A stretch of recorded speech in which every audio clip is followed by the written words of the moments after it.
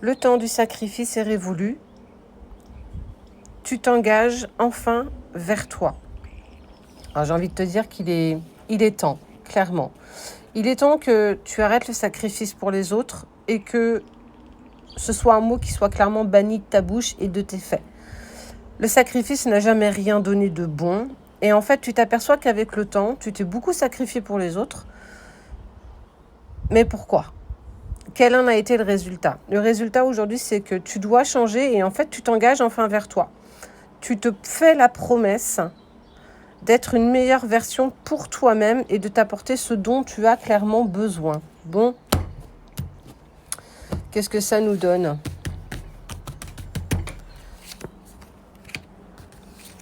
Tu es protégé, tu vas vers de l'abondance quand même.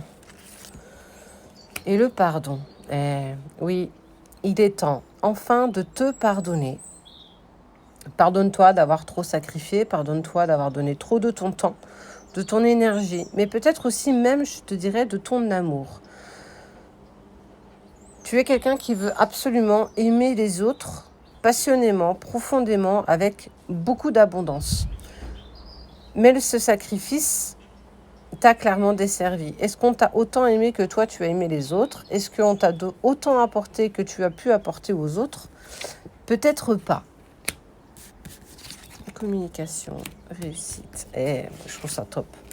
En fait, tu vas en plus communiquer. Tu vas réussir à communiquer aux yeux des autres. Que tu vas expressément dire que tu ne veux plus te sacrifier. Que tu vas enfin oser dire non. Que tu vas enfin te respecter. C'est quelque chose d'initiatique. C'est quelque chose que tu n'as jamais fait jusqu'ici. Tu n'as jamais réussi à ne pas te sacrifier pour tes enfants, pour tes parents, pour tes frères et sœurs, ta famille, tes amis, voire même ton travail. Et au summum, on est sur la relation avec laquelle peut-être tu avais. Et à force de trop passer les autres en premier, tu t'en es essoufflé, tu t'es épuisé à la tâche. Pourquoi comme résultat ? Quel a été ce résultat ?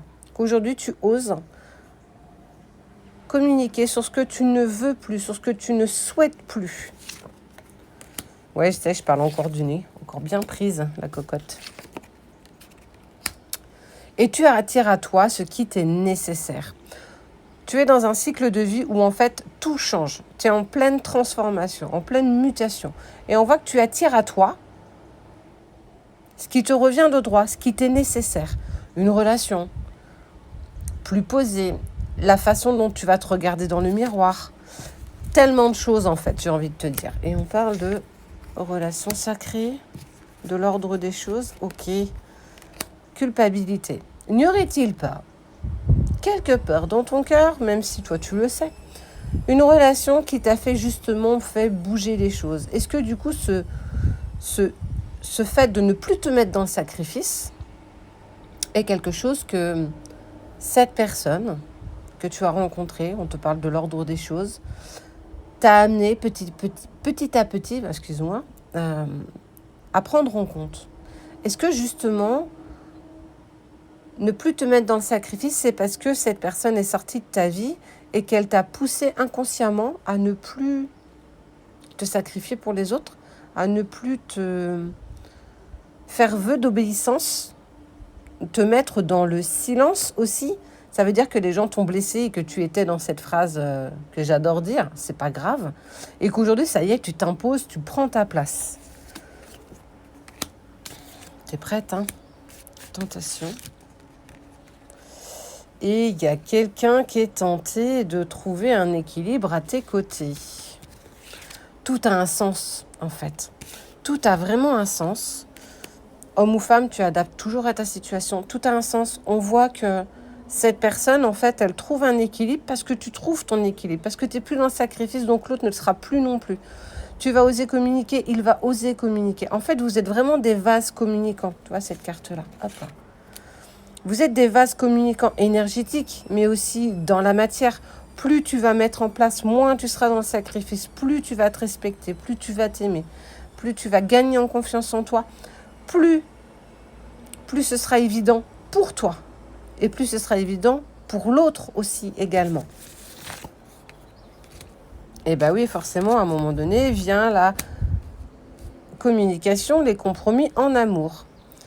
Je pense qu'on attendait ça de toi. L'univers attendait ça de toi, tes guides aussi.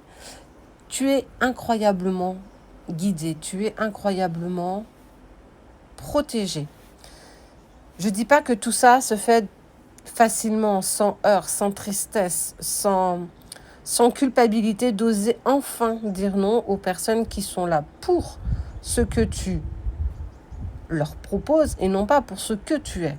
Et en fait, tout ça, effectivement, tu as l'impression d'être dans une machine à laver en mode essorage et tu comprends pas vraiment pourquoi les gens te délaissent les uns derrière les autres, simplement parce que tu te respectes. Et ce respect, qui mieux que toi peut te l'apporter? Personne. Effectivement, ton autre est venu te le montrer du bout du doigt, inconsciemment, en plus, c'est ça le pire.